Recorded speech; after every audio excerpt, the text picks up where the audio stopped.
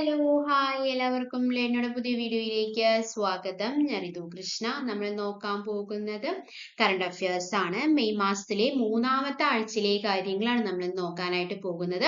അതായത് മെയ് 18 തൊട്ട് മെയ് 24 വരെയുള്ള കാര്യങ്ങളാണ് നമ്മൾ നോക്കാനായിട്ട് പോകുന്നത്. മെയ് മാസത്തിലെ ആദ്യത്തെ ആഴ്ചയിലെ കാര്യങ്ങളും രണ്ടാമത്തെ ആഴ്ചയിലെ കാര്യങ്ങളൊക്കെ നമ്മൾ നോക്കിയിട്ടുണ്ടായിരുന്നു, ഡിസ്കസ് ചെയ്തിട്ടുണ്ടായിരുന്നു. അത് എല്ലാവർക്കും ഉപകാരപ്പെട്ടു എന്ന് വിചാരിക്കുന്നു.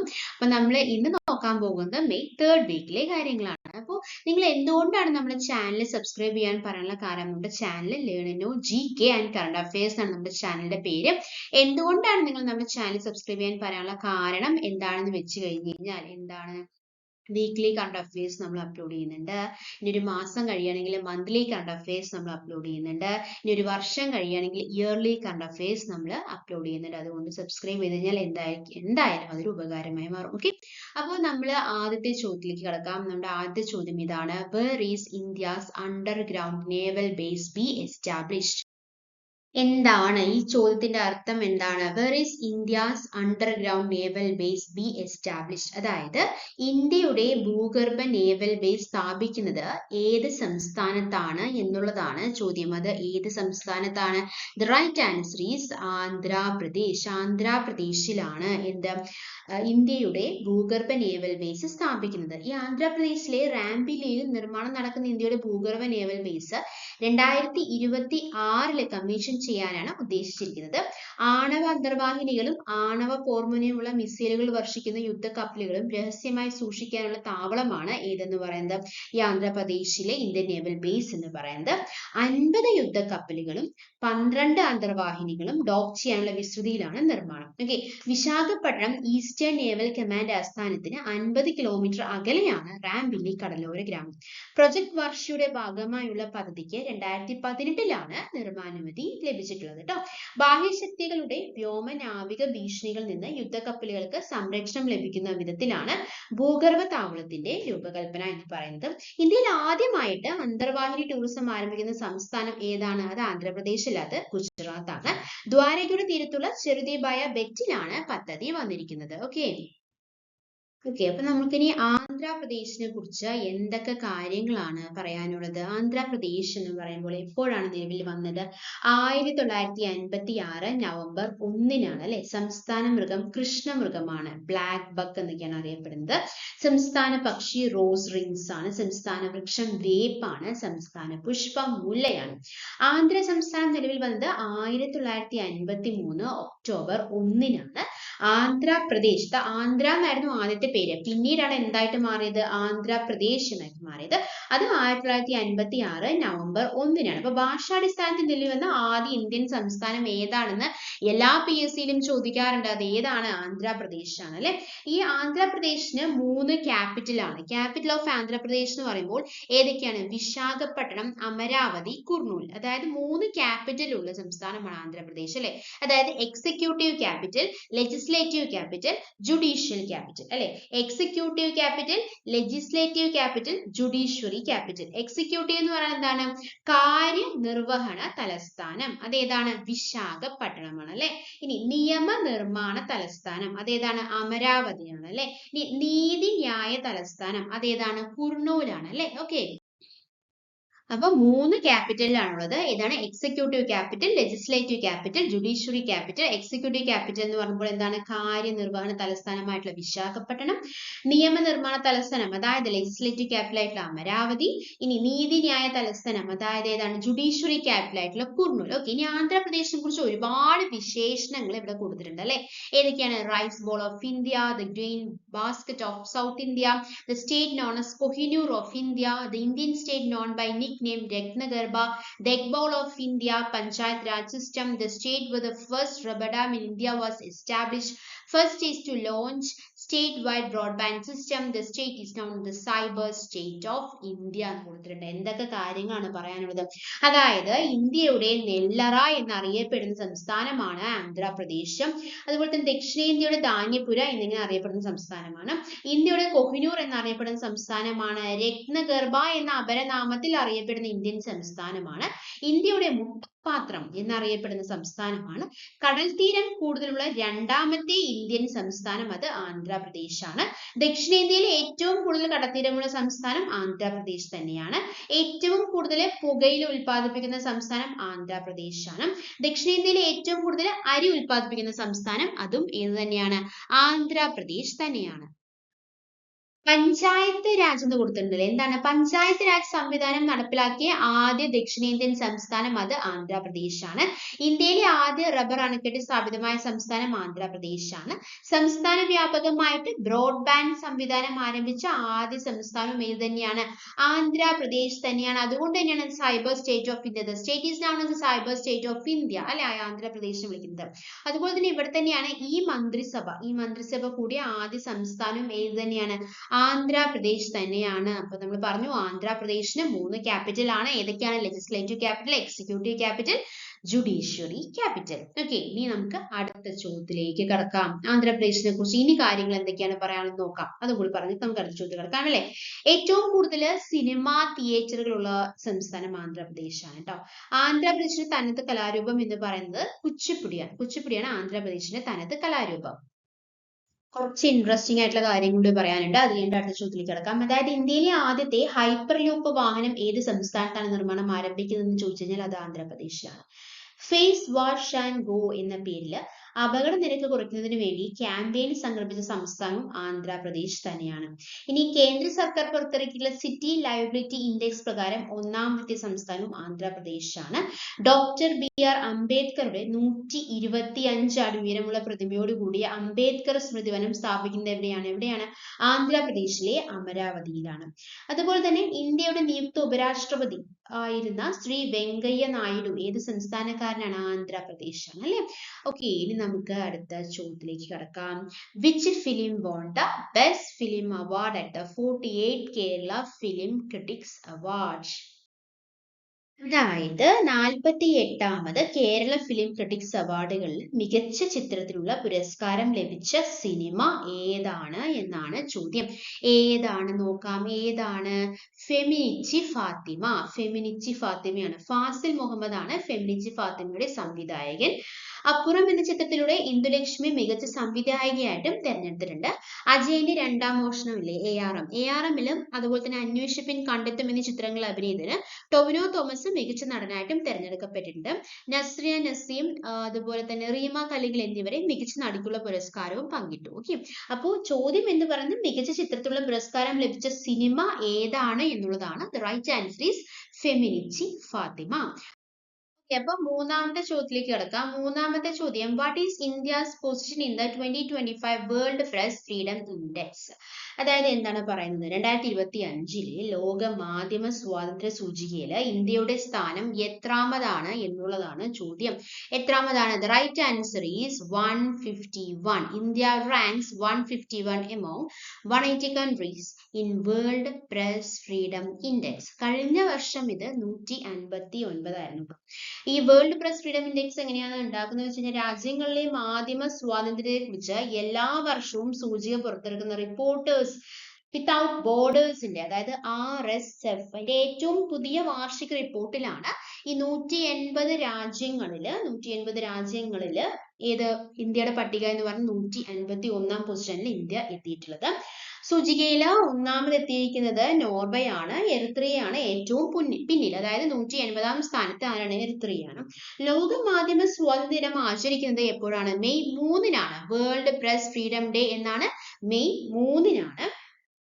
അതായത് ഇതിന്റെ തീം 2025 വേൾഡ് പ്രസ് ഫ്രീഡം ഡേയുടെ തീം എന്താണെന്ന് ചോദിച്ചു കഴിഞ്ഞാൽ ധീരമായ പുതിയ ലോകത്തെ റിപ്പോർട്ടിംഗ്, അതായത് പത്രസ്വാതന്ത്ര്യം, മാധ്യമങ്ങളിലും കൃത്രിമ ബുദ്ധിയുടെ സ്വാധീനം എന്നുള്ളതാണ് 2025 ലോക മാധ്യമ സ്വാതന്ത്ര്യ ദിനത്തിന്റെ പ്രമേയം എന്ന് പറയുന്നത്.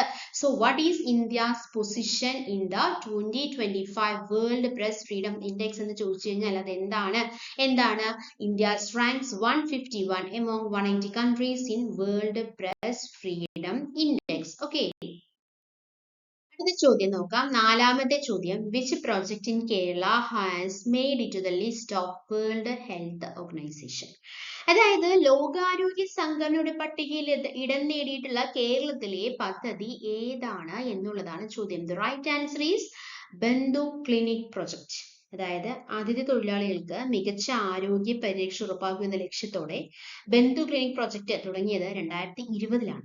ലോകാരോഗ്യ സംഘടന തയ്യാറാക്കിയ അഭയാർത്ഥികളുടെയും കുടിയേറ്റക്കാരുടെയും ആരോഗ്യവുമായി ബന്ധപ്പെട്ട് ആരോഗ്യ തലത്തിലുള്ള 140 ഉദ്യമങ്ങളുടെ പട്ടികയിലാണ് ബന്ധു ക്ലിനിക് പദ്ധതി ഉൾപ്പെട്ടിട്ടുള്ളത്. ഇന്ത്യയിൽ നിന്ന് ഇതുവരെ 2 പദ്ധതികളാണ് പട്ടികയിൽ ഇടം നേടിയിട്ടുള്ളത്.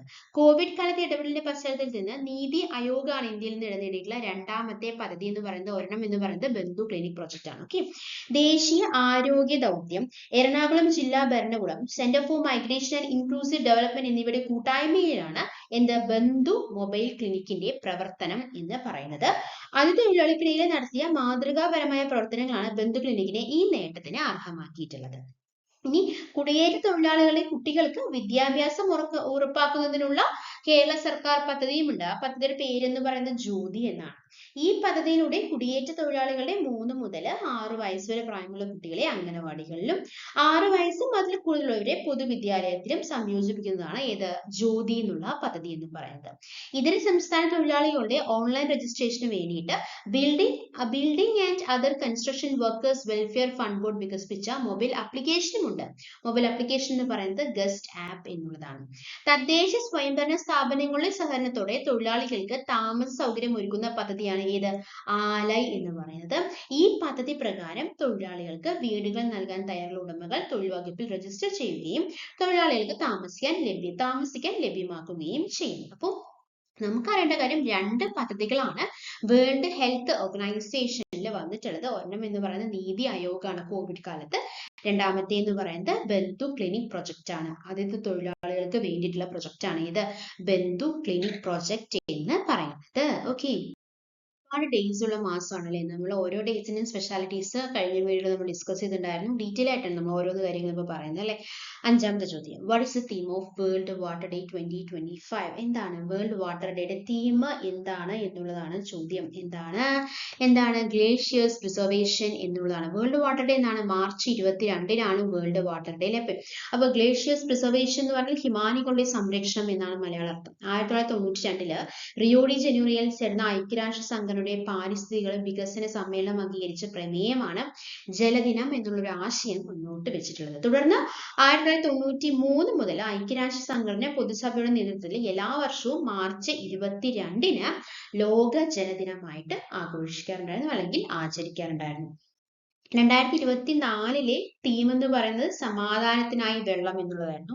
2023 മാറ്റം ത്വരിതപ്പെടുത്തൽ എന്നുള്ളതായിരുന്നു. 2022 പ്രമേയം ഭൂഗർഭജലം അദൃശ്യമായതിനെ ദൃശ്യമാക്കുക എന്നുള്ളതായിരുന്നു.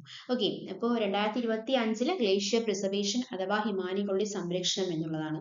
അപ്പൊ നമ്മൾ പറഞ്ഞു മാർച്ച് 22 ആണ് വേൾഡ് വാട്ടർ ഡേ. അപ്പൊ ലോക വനദിനം എന്നാണ് മാർച്ച് 21-നാണ് ലോക വനദിനം എന്ന് പറയുന്നത്. ലോക വനദിന പ്രമേയം എന്ന് പറയുന്നത് വനങ്ങളും ഭക്ഷണങ്ങളും എന്നുള്ളതാണ് കേട്ടോ. ഓക്കെ, അപ്പൊ നമുക്കിനി അടുത്ത ചോദ്യത്തിലേക്ക് കിടക്കാം. 6ാമത്തെ ചോദ്യം, when is World Red Cross Day? എന്നാണ് വേൾഡ് റെഡ് ക്രോസ് ഡേ എന്നുള്ളതാണ് ചോദ്യം. The right answer is May 8. May 8-നാണ് വേൾഡ് റെഡ് ക്രോസ് ഡേ. അപ്പൊ അതിന്റെ തീം എന്താണ് എന്നുള്ളതാണ് ചോദ്യം. വേൾഡ് റെഡ് ക്രോസ് ഡേ 2025 അതിന്റെ തീം കീപ്പിംഗ് ഹ്യൂമാനിറ്റി അലൈവ് എന്നുള്ളതാണ് അതിന്റെ തീം എന്ന് പറയുന്നത്. Okay, so which organisation compiles and publishes എന്ന് പറയുന്ന ഹ്യൂമൻ ഡെവലപ്മെന്റ് ഇൻഡെക്സ് അല്ലെങ്കിൽ വേൾഡ് റെഡ് ക്രോസ് ഡേയുടെ ബേസിൽ organisation United Nations Development Programme ആണ് വേൾഡ് റെഡ് ക്രോസ് ഡേ എന്നുള്ള ഒരു ഡേ ആചരിക്കാൻ കാരണമായിട്ടുള്ള പ്രോഗ്രാം എന്ന് പറയുന്നത്. Okay, so when is World Red Cross Day എന്നാണ് and what was the theme for 2025 Red Cross Day? Keeping humanity alive എന്നുള്ളതാണ് എന്റെ തീം. എന്നാണ് മെയ് 8-നാണ് വേൾഡ് റെഡ് ക്രോസ് ഡേ എന്ന് പറയുന്നത്. മെയ് 8-നാണ്. ഓക്കെ, ഇനി നമുക്ക് അടുത്ത ചോദ്യത്തിലേക്ക് കിടക്കാം. 7ാമത്തെ ചോദ്യം, what is India's ranking in Human Development Index 2025? അപ്പോൾ World Press Index World Press Freedom ഇൻഡെക്സിന്റെ റാങ്ക് 151 ആണ് നമ്മൾ പറഞ്ഞിട്ടുണ്ടായിരുന്നു. ഇതെന്താണ് ഹ്യൂമൻ ഡെവലപ്മെന്റ് ഇൻഡെക്സിൽ ഇന്ത്യയുടെ റാങ്കിങ് എത്രയാണെന്നാണ് ചോദിച്ചിട്ടുള്ളത് അല്ലേ. അത് എത്രയാണ്? The right answer is 130. Okay, 130 out of 193 എന്നുള്ളതാണ്. അപ്പൊ ഇന്ത്യയുടെ റാങ്കിങ് എന്ന് പറയുന്നത് 130 ആണ്. HDI വാല്യൂ എന്ന് പറയുന്നത് ഹ്യൂമൻ ഡെവലപ്മെന്റ് ഇൻഡെക്സ് വാല്യൂസ് ആണ് പ്രൊവൈഡ് ചെയ്തിരിക്കുന്നത്. ഫസ്റ്റ് പൊസിഷൻ വന്നിട്ടുള്ളത് ഐസ്ലാൻഡ് ആണ്. സെക്കൻഡ് വൺ രണ്ട് രാജ്യങ്ങളാണ്. ഏതൊക്കെയാണ്? നോർവേയും അതുപോലെ തന്നെ സ്വിറ്റ്സർലൻഡുമാണ്. ഫോർത്ത് വൺ എന്ന് പറയുന്നത് ഡെൻമാർക്ക്. ഫിഫ്ത്ത് രണ്ട് രാജ്യങ്ങൾ Germany, Sweden. Seventh Australia. Eighth Hong Kong, China. അതുപോലെ തന്നെ നെതർലാൻഡ്സ്. 17th United States. 130 ആണ് ഇത് ഇന്ത്യ എന്ന് പറയുന്നത് അല്ലെ. ഓക്കെ, ഇനി നമുക്ക് അടുത്ത ചോദ്യത്തിലേക്ക് കടക്കാം. എട്ടാമത്തെ ചോദ്യം, world asthma day 2025 is observed on which day? എന്നാണ് വേൾഡ് ആസ്മ ഡേ എന്നാണ് എന്നുള്ളതാണ് ചോദ്യം. അതെന്നാണ്? മെയ് 6-ാം തീയതിയാണ്. അപ്പൊ നമ്മള് മെയ് 8-ാം തീയതി റെഡ് ക്രോസ് ഡേ ആണെന്ന് പറഞ്ഞു. മെയ് 6-ാം തീയതി എന്താണ്? വേൾഡ് ആസ്മ ഡേ ആണ്. അതിന്റെ തീം എന്ന് പറയുന്നത് make inhale treatment accessible for all എന്നുള്ളതാണ് അതിന്റെ തീം എന്ന് പറയുന്നത്. World asthma day is on May 6 and the theme for World Asthma Day is make inhaled treatments accessible for all എന്നുള്ളതാണ്. അടുത്ത ചോദ്യം, ഒൻപതാമത്തെ ചോദ്യം. എന്താണ് ഒൻപതാമത്തെ ചോദ്യം? Which state government has launched the Tejaswi programme എന്നും പറയുന്നുണ്ട്, തേജസ്വിനി പ്രോഗ്രാം എന്നും പറയുന്നുണ്ട്. തേജസ്വിനി പ്രോഗ്രാം എന്ന് പറയുന്നത് ഈ സ്റ്റുഡൻസിന്റെ ഇടയിൽ എന്റർപ്രണർഷിപ്പും അതുപോലെ തന്നെ കോൺഫിഡൻസും ബിൽഡ് ചെയ്യാൻ വേണ്ടിയിട്ടുള്ള പ്രോഗ്രാമാണ്. ആ ഗവൺമെന്റ് ഏതാണത്? മധ്യപ്രദേശ് ആണ്. Madhya Pradesh government has launched the Tejaswi programme.